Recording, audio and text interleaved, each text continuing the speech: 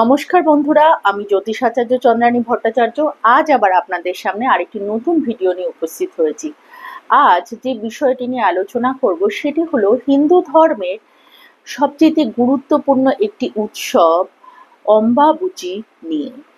এই অম্বাবুচি উৎসবটি আসলে কি এবং কেন এই সময় পালন করা হয়ে থাকে এবং এই সময় শাস্ত্রীয় বিধিবিধানগুলো কি ধরনের হয়ে থাকে এবং আমরা সাধারণ যারা গৃহী মানুষ তাদের জন্য কি ধরনের করণীয় কর্তব্যগুলো রয়েছে সেই বিষয়ে আলোচনা করব।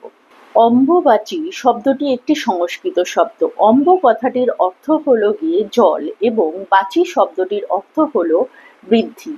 গ্রীষ্মের প্রখর দাবদাহে পৃথিবী উত্তপ্ত হয়ে ওঠে, তখন তাকে শীতলতা প্রদান করতেই বর্ষা ঋতুর আগমন ঘটে। এই বর্ষা ঋতুর আগমনে পৃথিবী সিক্ত হয় এবং শীতল হয়ে ওঠে। তার ফলে পৃথিবী নিজেকে বীজ ধারণে যোগ্য করে তুলতে পারেন এবং ধরিত্রী শস্য শ্যামল হয়ে ওঠে। এই সময়কালটিকে বলা হয়ে থাকে অম্বাবুচি। অম্বাবুচির তিথি বা কাল নিরূপণের জন্য জ্যোতিষশাস্ত্রে সূর্য যখন মিথুন রাশিতে আদ্রা নক্ষত্রে প্রবেশ করেন এবং আদ্রা নক্ষত্রের প্রথম চরণে তার স্থায়ী কাল সময়টিকে অম্বাবুচির সময় বা তিথিকাল হিসাবে নির্ধারণ করা হয়ে থাকে। এই সময়কালটিতে মাতৃস্বরূপা পৃথিবী এবং দেবী আদ্যাশক্তি মহামায়া ঋতুমতী হন বা রজস্বলা হন। তাই এই সময়টিতে অম্বাবুচি কাল হিসাবে ধরা হয়ে থাকে। এই সময়টিতে আসামে অবস্থিত কামাখ্যা দেবীর মন্দিরে বিশেষ পূজাপাঠ এবং বিশেষ নিয়মকানুন হয়ে থাকে, তা আমরা সকল হিন্দুরাই জানি। বিশুদ্ধ সিদ্ধান্ত অনুযায়ী এবছর অম্বাবুচি শুরু হচ্ছে 7ই আষাঢ় অর্থাৎ রবিবার দিন 22শে জুন প্রাত 6:10 এবং অম্বাবুচি শেষ হচ্ছে 10ই আষাঢ় অর্থাৎ বুধবার দিন 25শে জুন সকাল 8:10।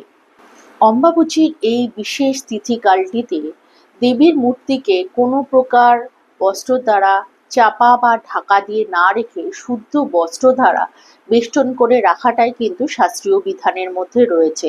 তাই যারা দেবীর মূর্তিকে মুখ বন্ধ করে বা মুখ চাপা দিয়ে রাখেন তারা এটাকে কিন্তু শাস্ত্রীয় বিধানের মধ্যে পড়বে না জেনেই করবেন। এছাড়াও এই সময়টিতে আপনারা যারা বাড়িতে ফুল গাছ লাগিয়েছেন বা ফুল গাছ লাগাচ্ছেন তারা এই সময়টিতে এই কাজটিকে বন্ধ করতে হবে, কারণ এই সময়টিতে ধরিত্রী দেবী বিশ্রাম গ্রহণ করেন। তাই এই সময়টিতে মাটি খোঁড়া বা কোনো রকম গাছ ভূমি থেকে উচ্ছেদ করা বা গাছের পাতা ছাড়া এগুলো কিন্তু সম্পূর্ণরূপে নিষেধ করা রয়েছে। এছাড়াও এই সময়টিতে কোনো প্রকার ক্ষৌর কর্ম অর্থাৎ চুল কাটা বা দাড়ি কাটা ইত্যাদিগুলোকেও বারণ করা হয়ে থাকে। সবচেয়ে বড় জিনিস হলো যে দেবীকে এই সময়টিতে যদি প্রসন্ন রাখতে চান তাহলে পরে সকল মহিলাদেরকে এই সময়টিতে সম্মান করে চলুন এবং তাদের মনে কোনো প্রকার কষ্ট আপনারা এই সময়টিতে দেবেন না। এছাড়াও বাড়িতে কোনো রকম কলহপূর্ব পরিবেশ বা ইত্যাদিগুলো কিন্তু সম্পূর্ণভাবে নিষেধ থাকে। এই সময়টিতে দেবীর আশীর্বাদ এবং কৃপা পাওয়ার জন্য আপনারা প্রতিদিন দেবীর বিভিন্ন রকমের মন্ত্র পাঠ করতে পারেন এবং দেবীর পূজা বা জপ করতে পারেন। নিত্য পুজো বা নিত্য পূজা পাঠগুলো কিন্তু এই সময়টিতে কখনোই বন্ধ করা উচিত নয়।